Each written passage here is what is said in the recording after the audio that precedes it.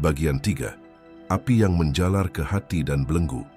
Tanpa akhir di tengah lautan api Narullahil Muqadah, Qadir merasakan sensasi yang lebih mengerikan daripada sekadar rasa terbakar di permukaan.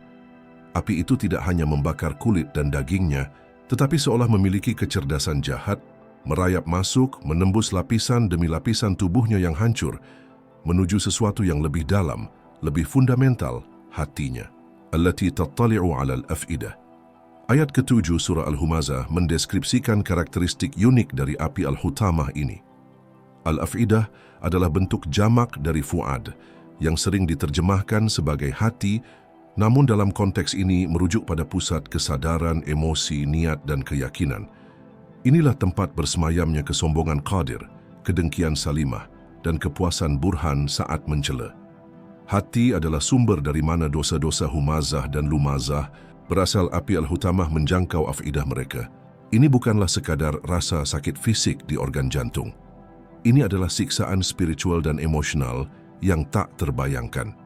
Api itu membakar habis kesombongan yang dulu mereka banggakan, menggantinya dengan kehinaan absolut. Ia membakar kedengkian dan iri hati, memunculkan penyesalan yang membara karena telah menyakiti orang lain. Ia membakar ketamakan dan cinta buta pada harta, menunjukkan betapa tak berartinya semua itu di hadapan azab Allah. Qadir merasakan setiap momen kesombongannya di dunia kini menjadi bahan bakar bagi api yang membakar hatinya. Ia teringat wajah-wajah orang yang ia cela, kata-kata menyakitkan yang ia lontarkan, senyum sinisnya saat melihat orang lain susah. Semua itu kini kembali menghantuinya, bukan sebagai kenangan, tetapi sebagai bara api yang menyala di pusat kesadarannya. Hatinya, sumber dari mana keangkuhan itu berasal, kini menjadi titik fokus penderitaan terbesarnya. Ia ingin berteriak meminta maaf, tetapi suaranya hilang ditelan gemuruh api. Ia ingin mengembalikan waktu, tetapi penyesalan datang terlambat. Salimah merasakan lidahnya sendiri seolah menjilat-jilat hatinya dengan api. Setiap gosip, setiap fitnah, setiap kalimat yang merusak nama baik orang lain kini menjadi belenggu api yang membakar fuadnya. Ia bisa melihat dengan jelas dampak perbuatannya, bagaimana kata-katanya memecah belah persaudaraan, menimbulkan kesedihan, dan merusak kehidupan orang lain. Kebencian dan kedengkian yang dulu ia nikmati saat menyebar aib, kini berbalik membakar dirinya dari dalam. Sementara Burhan merasakan bagaimana kesenangannya mencari-cari kesalahan orang lain kini menjadi siksaan di hatinya. Kepuasan semu yang ia rasakan saat menunjukkan kuasa atas bawahan atau orang yang lebih lemah, kini berubah menjadi bara penyesalan yang membakar nuraninya. Api itu seolah mengejeknya, mengingatkannya pada setiap momen ketidakadilan yang ia lakukan. Atas nama kedudukan, siksaan ini bersifat siklus. Tubuh mereka hancur lebur oleh Hutamah, lalu diciptakan kembali utuh, hanya untuk merasakan lagi api yang menjalar hingga ke hati. Proses ini berulang tanpa henti, menambah lapisan keputusasaan yang semakin dalam. Tidak ada jeda, tidak ada istirahat. Namun, kengerian Al-Hutamah tidak berhenti di situ. Ada aspek lain yang menambah rasa terkurung dan putus asa para penghuninya. Innaha alaihim mu'sadatun, sungguh, api itu ditutup rapat atas diri mereka. Ayat ke-8 menggambarkan bagaimana Al-Hutamah adalah penjara yang terkunci rapat. Tidak ada harapan untuk melarikan diri. Gerbang yang mereka masuki kini tertutup selamanya. Dinding-dinding api menjulang tinggi, mengurung mereka dari segala arah. Perasaan terperangkap ini menambah beban psikologis yang luar biasa. Di dunia, Qadir bisa pergi kemana saja dengan kekayaannya. Salimah bisa bergerak bebas menyebar gosip. Burhan bisa menggunakan jabatannya. Di sini mereka benar-benar tak berdaya, terkurung dalam sangkar api abadi. Rasa mu'sadah tertutup rapat. Ini juga berarti terputusnya harapan akan pertolongan atau syafaat.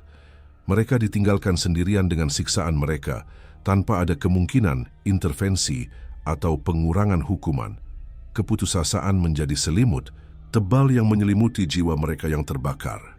Fi amadin mumaddadati, sedang mereka itu diikat pada tiang-tiang yang dipanjangkan.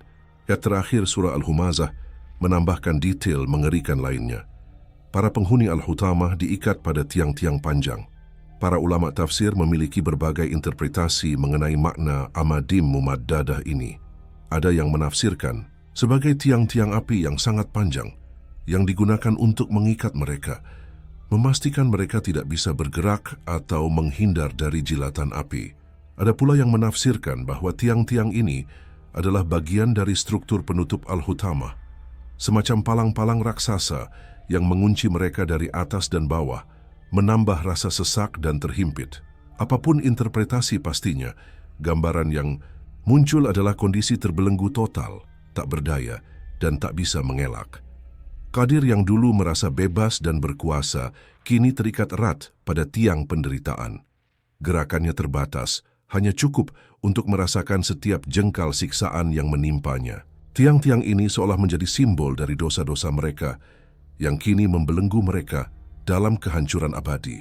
Kesombongan, umpatan, celaan, dan ketamakan yang dulu mereka anggap sebagai sumber kekuatan dan kebebasan, kini menjadi rantai dan tiang yang mengikat mereka di dasar neraka Al-Hutamah.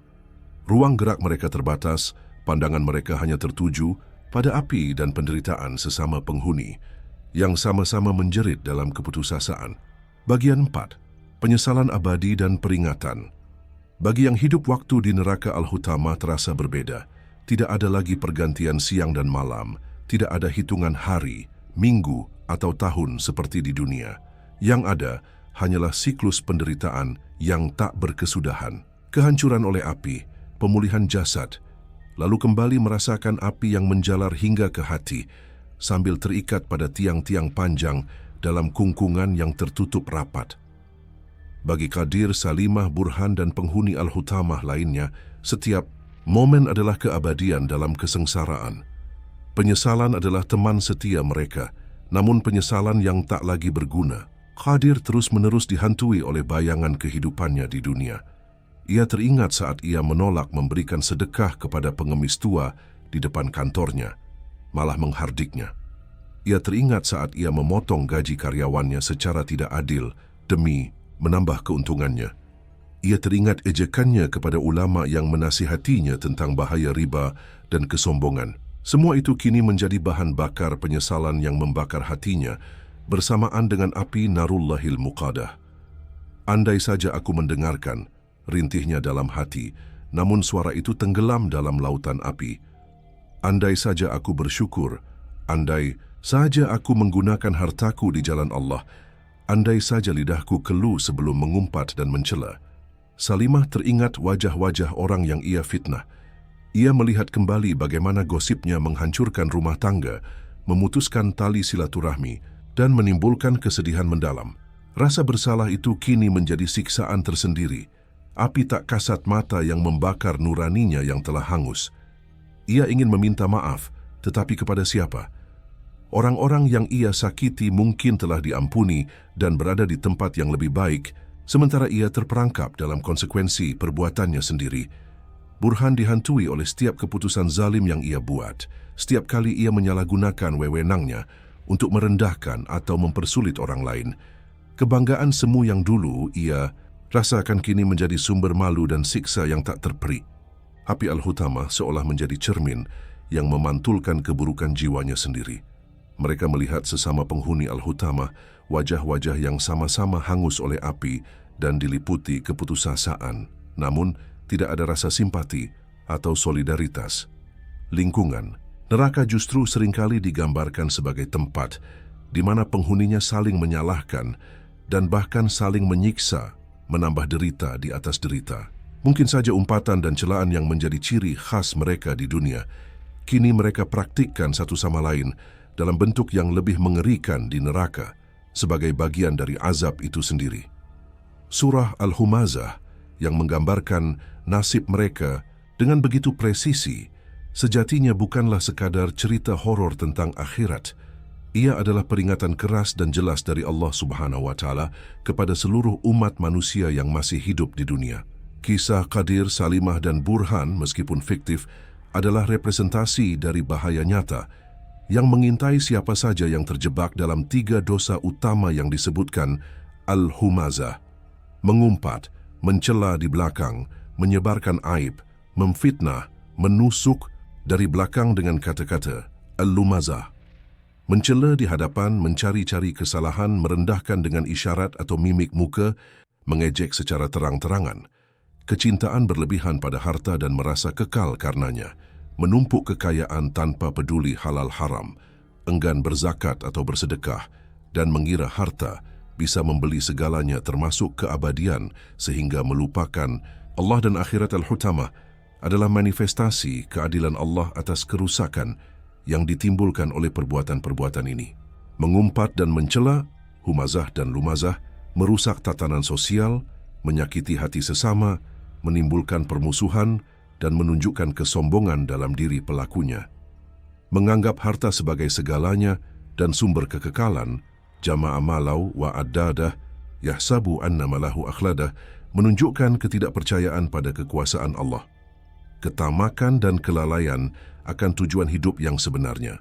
Api yang dinyalakan Allah, narullahil muqadah, adalah balasan setimpal bagi mereka yang menyalakan api fitnah dan permusuhan di dunia. Api yang menjalar ke hati, tattali'u alal af'idah, adalah konsekuensi logis bagi hati yang dipenuhi kesombongan, kedengkian, dan cinta dunia yang buta. Keterkungkungan dalam api yang tertutup rapat, alaihim mu'sadah, dan terikat pada tiang-tiang panjang, faisad amadim mumaddadah, adalah gambaran hilangnya kebebasan akibat perbuatan mereka sendiri, sebuah penjara abadi yang mereka bangun dengan tangan mereka selama di dunia. Kisah Al-Hutamah sebagaimana diisyaratkan dalam Al-Quran adalah panggilan untuk introspeksi. Sudahkah kita menjaga lisan kita dari menyakiti orang lain? Sudahkah kita membersihkan hati kita dari kesombongan dan keinginan untuk merendahkan sesama? Sudahkah kita memahami hakikat harta sebagai amanah, bukan tujuan akhir, dan menggunakannya di jalan yang diridai Allah? Sudahkah kita senantiasa mengingat kematian dan hari pertanggungjawaban, sehingga tidak terbuai oleh gemerlap dunia yang fana? Neraka Al-Hutamah adalah pengingat bahwa setiap perbuatan memiliki konsekuensi.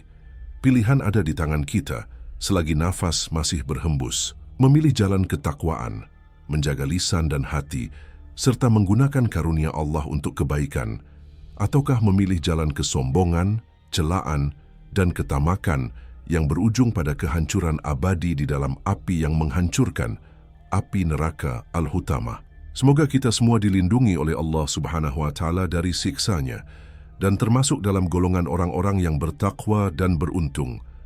Wallahu a'lam bish-shawab. Hanya Allah yang mengetahui kebenaran yang sesungguhnya. Kisah ini dirangkai berdasarkan pemahaman terhadap surah Al-Humazah dan konsep umum tentang neraka dalam Islam, dengan tujuan sebagai bahan renungan dan peringatan.